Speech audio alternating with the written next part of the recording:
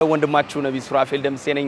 የዛሬ አመት አካባቢ እዚህ ስፍራ ላይ ቱታ ለብሼ የአካባቢ ክረምት ነበረ፣ ጭቃ ነበረ፣ ስራዎች እየተሰሩ ነበረ። ፕሮጀክቱ ገና ሊጀመር ምረቃ የተለያዩ ነገሮች የነበሩበት ሰሞን ነበርና እዚህ ሰፈር መጥቼ የነበረውን ፕሮግረስ አሳይቻችኋለሁ። እስቲ ከአንድ አመት በኋላ እዛ ሰፈር ተመልሰን ደግሞ ያለውን እስቲ ለውጥ እንይ በሚል ወደዚህ ስፍራ ይዣችሁ መጥቻለሁ። አንደኛ ይሄ ያኔ ሳሳያችሁ በኤክስካቫተር እየተቆፈረ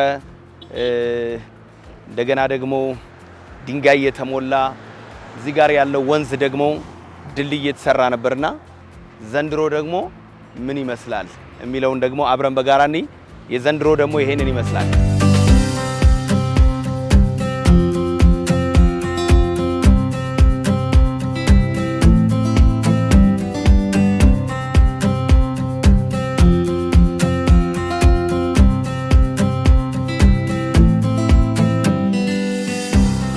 አክቹአሊ ለምገባ ማዕከልና ለዳቦ ፋብሪካ የተገነባ አስፋልት እና ድልድይ ቢሆንም ነገር ግን የአካባቢው ማህበረሰብ እጅግ የሚጠቅም ነው።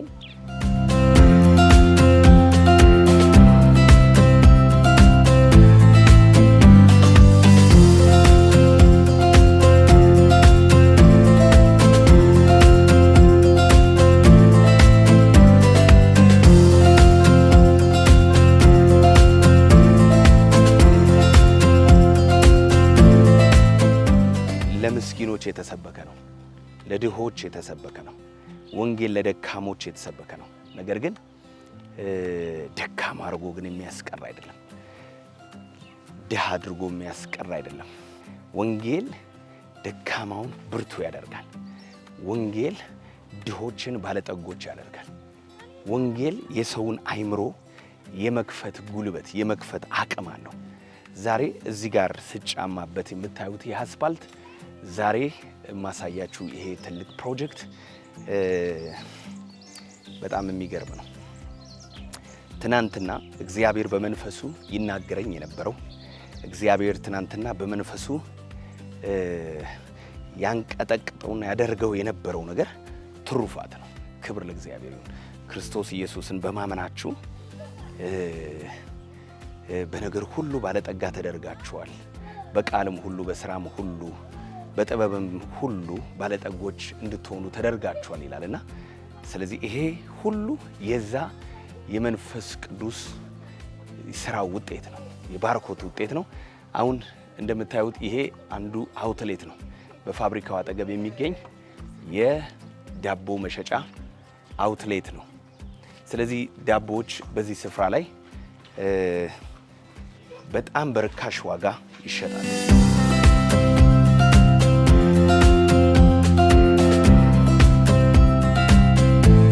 ኪቡ ዳቦ 70 ግራም ነው።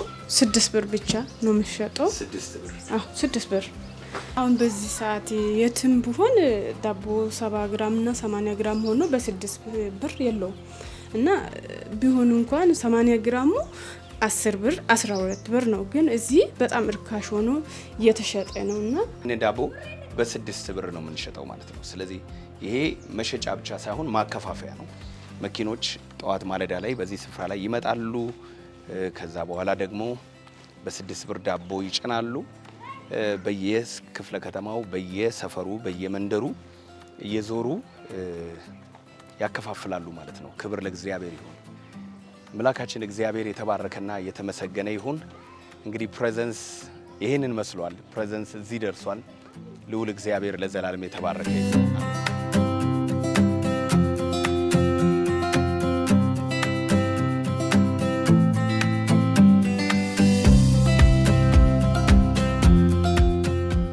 የካ ከተማ ላይ ከሰራነው ማዕከል ቀጥሎ ይሄ ሁለተኛው ማዕከላችን ነው።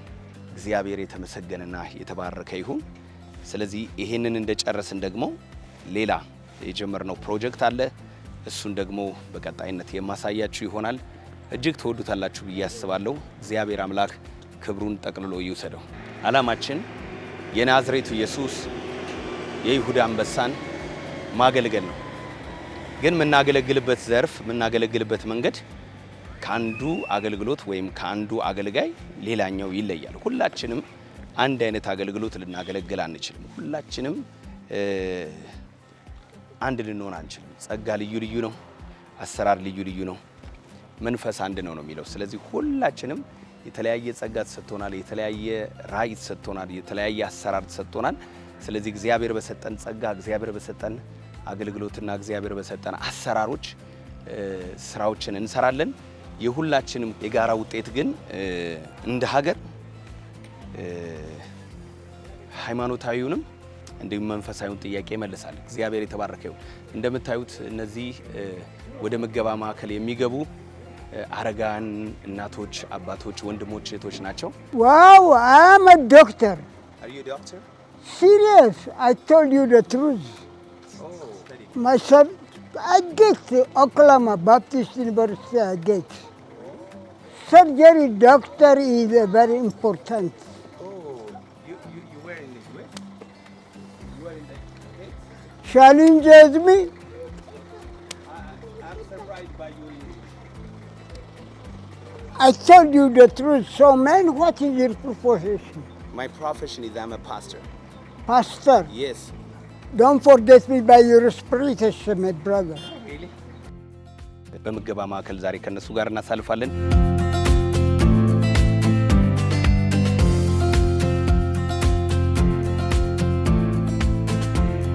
የተስፋ ብርሃን የምገባ ማዕከል ነው። በልዩ ልዩ ሁኔታ ፈተና ውስጥ እያለፈ ያለ ሰው በነፃ የሚመገብበት የምገባ ማዕከል ነው። ከዚህ የምናገኘው ትርፍ ዋጋ አንድ በፈጣሪ ነው። ሁለተኛ ደግሞ ከዚህ የምናገኘው የልብ ደስታ ነው።